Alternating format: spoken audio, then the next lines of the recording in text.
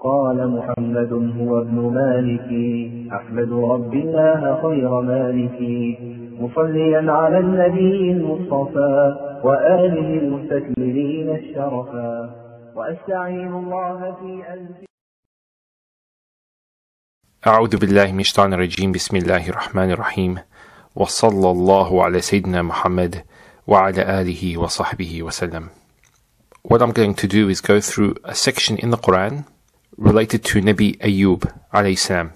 The section has been interpreted by many scholars, so there are extra details not mentioned in the Quran which are used by these scholars to fill in the gaps. And this usually happens in tafsir books where scholars give details regarding the stories. And there could be a number of sources where they get these stories from. Some of them authentic and some of them not so authentic.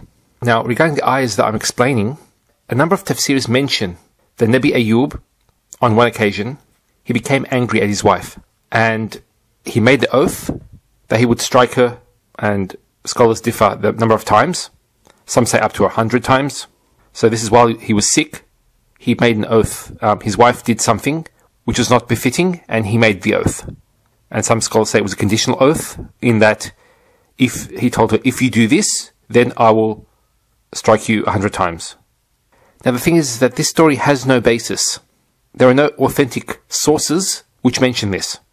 And some scholars, in fact, explain that this interpretation leads to a number of problems. And of these problems, we have the following: that there is actually an accusation made against Nabi Ayub alayhi salam, which is not befitting of the prophets of Allah, in that he got upset with his wife and made an oath to strike his wife. Another problem is the question, why didn't Ayub alayhi salam expiate for what he did? So he made the oath, so why didn't he expiate for it? And some scholars go as far as to say there was no expiation in his sharia. So they conclude this based on the story that they have interpreted within these ayat. And once again, there is no basis for that either, that there is no expiation in the law that he followed.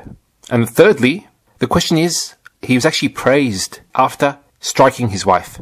So in the interpretation of him striking his wife, there's praise. وَجَدْنَاهُ صَابِرًا نِعْمَ الْعَبْدِ إِنَّهُ أَوَّابٌ. That's a very strong praise. So how does that fit in the context? And there is no other area where he's praised more than this area. You'd expect the things mentioned about him to be ones that are worthy of praise. Now, coming to these ayat, what do we have? And specifically, the ayah in question is number 44.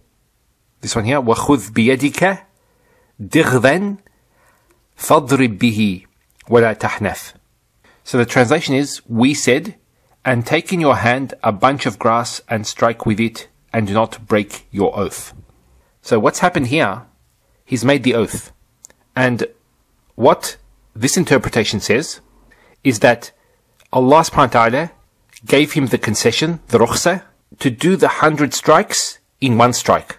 So to take a bunch of grass, or twigs, or something like that, and to strike his wife one time. And this will take the place of the oath. So that's a concession that Allah gave him. And then we find the praise for Ayub alayhi salam. إِنَّا وَجَدْنَاهُ صَابِرًا نِعْمَ الْعَبْدِ إِنَّهُ أَوَّابٌ. We found him patient, an excellent servant. Indeed, he was one repeatedly turning back to Allah.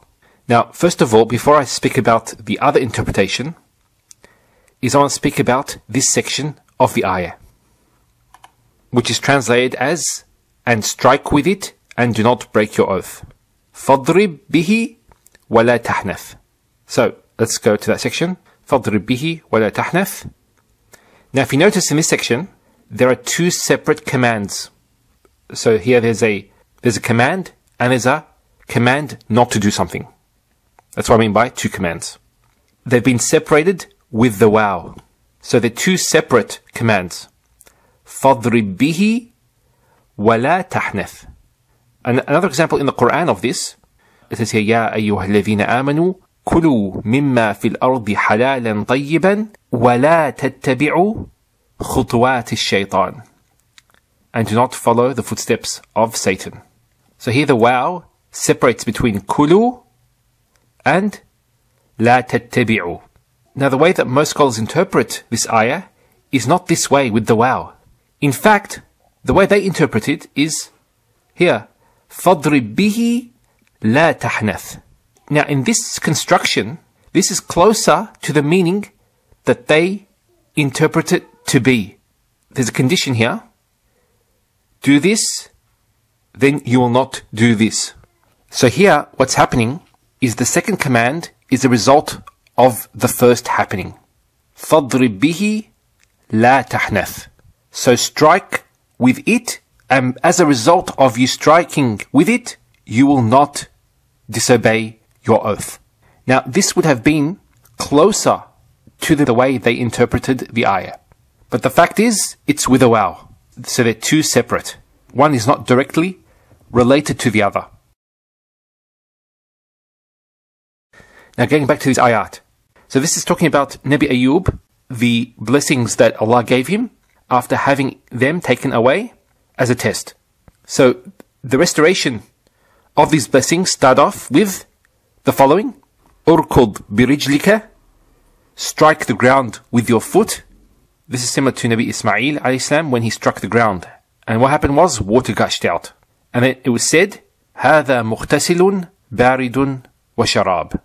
This is a washing place, a cold washing place, and a place of drinking. Now just quickly, mughtasilun is the place that one makes ghusl, that he bathes. And interesting, the sifa for it is baridun, cold or cool. You can actually do a search on this, but there's actually health benefits with a cold bath or a shower. So that's quite interesting there. And there was the external healing with bathing in it, and the internal healing with him drinking the water. And this is when Allah subhanahu wa ta'ala wanted to restore his health. So this ayah, 42, is speaking about the restoration of his health, both inward and outward. The next ayah speaks about the restoration of his family. And we granted him his family and a like number with them as a mercy from us and a reminder for those of understanding. So it was said that only his wife remained with him and the rest of his family left him following his illness. And it was a trial for Nabi Ayub, and then they came back in greater number. So he's got his health back, he's got his family back. Now there's one other thing that he needs. And actually, that's actually mentioned in the next ayah. And this is the interpretation that I want to share with you. And this is related to restoration of his wealth following years of sickness. So you can imagine, after years of sickness, it was very difficult financially. So here Allah subhanahu wa ta'ala is speaking about his wealth being restored, not that he struck his wife. So this interpretation is as follows. وَخُذْ بِيَدِكَ ضِغْذًا. Take in your hands a bunch. Now, ضِغْذًا has two meanings. It means a bunch of something, as well as a variety. So here he's instructed to do this, to take this bunch. A bunch of what? Plants. Edible plants that one eats. Different types of herbs, leafy vegetables, things like that. And he's told, فَضْرِبْ بِهِ. This bunch that you have, فَضْرِبْ بِهِ. Now here, فَضْرِبْ بِهِ doesn't mean hit with it, physically. Al-darb has many meanings in Arabic. And one of the meanings is mentioned in Surat Al-Muzammil.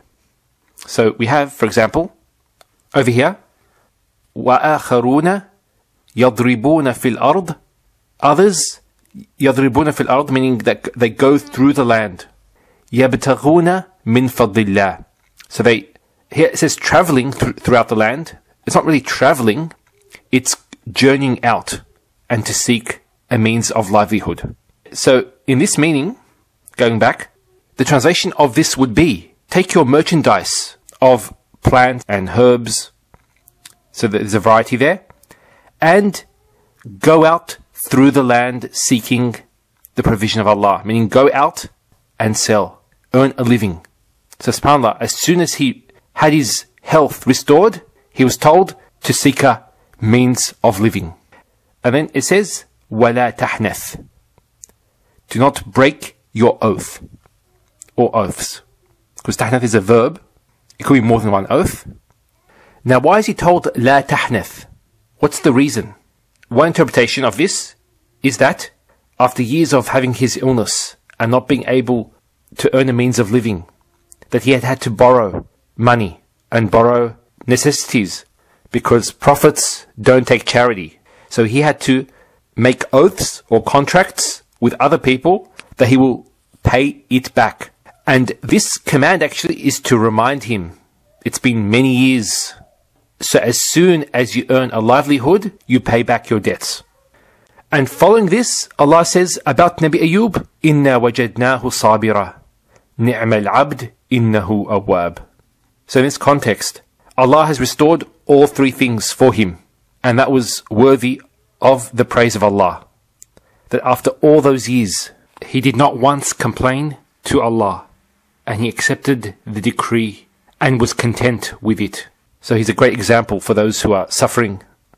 وصلى الله على سيدنا محمد وعلى آله وصحبه وسلم والحمد لله رب العالمين. هو ابن مالك أحمد رب الله خير مالك مصليا على النبي المصطفى وآله المستكملين الشرفا وأستعين الله في ألف